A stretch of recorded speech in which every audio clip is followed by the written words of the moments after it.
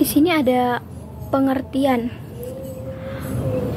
Proses pelaksanaan pembelajaran di pendidikan kejuruan secara umumnya dilaksanakan dengan menerapkan pembelajaran berupa teori dan praktik, di mana proses pembelajaran teori dan praktik ini tersebut merupakan satu bagian yang tidak bisa dipisahkan dalam proses belajar mengajar.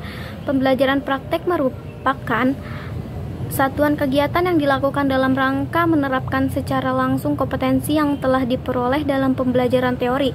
Pendidikan kejuruan menekankan pada pencapaian kompetensi kerja yang harus dimiliki siswa agar menjadi lulusan yang kompeten dan siap untuk memasuki dunia industri.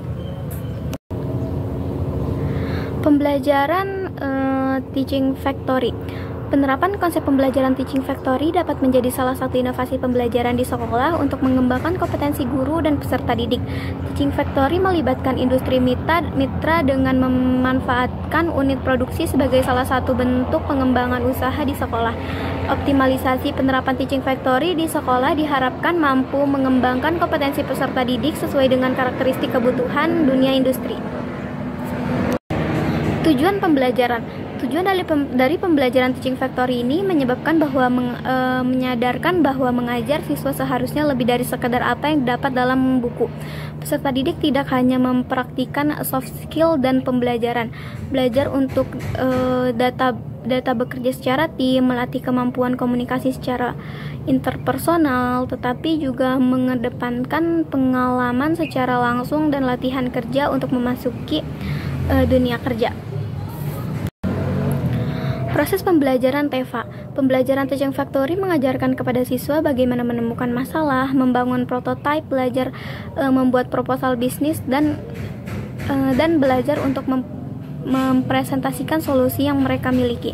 Proses pembelajaran Teaching Factory, peserta didik belajar tentang keterampilan yang penting untuk dikuasai, seperti bagaimana cara untuk memenuhi tingkat waktu dan dugaan-dugaan yang mungkin muncul, membangun dan bekerja dalam tim dan bekerja sama dengan beragam orang yang memiliki kemampuan dan bakat yang berpengalaman atau bakat yang berbeda-beda.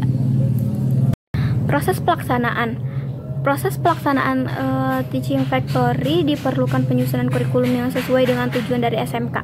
Kurikulum tersebut sebagai perangkat perencana dan pengaturan mengenai tujuan, isi, dan bahan pelajaran serta cara yang digunakan sebagai pedoman penyelenggaraan pengembangan untuk mencapai tujuan.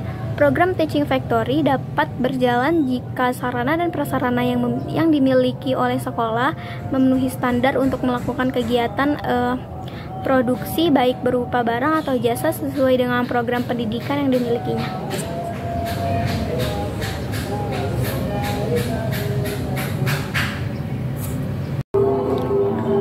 Proses pembelajaran dengan konsep Teaching Factory merupakan proses pembelajaran yang menghadirkan lingkungan usaha atau industri ke dalam lingkungan sekolah. Siswa secara langsung melakukan proses produksi sebagaimana yang dilakukan di industri. Dengan demikian, siswa melakukan proses pembelajaran yang disituasikan seperti yang dilakukan di dunia industri. Untuk program Teaching Factory yang menghasilkan produk, siswa dilibatkan secara langsung dalam proses pembuatan produk, sedangkan program Teaching Factory dengan produk serupa berupa jasa, siswa bertanggung jawab terhadap kualitas penyediaan jasa. Di sini yang terakhir ada kesimpulan. Berdasarkan uraian tersebut dapat disimpulkan bahwa Teaching Factory merupakan satu gabungan dari pendekatan pembelajaran yang berbasis kompetensi dan berbasis produksi, di mana proses pembelajaran praktik yang dilakukan menyerupai proses praktik yang dilakukan di dunia kerja yang sesungguhnya dengan mengadakan kegiatan produksi atau jasa di lingkungan sekolah.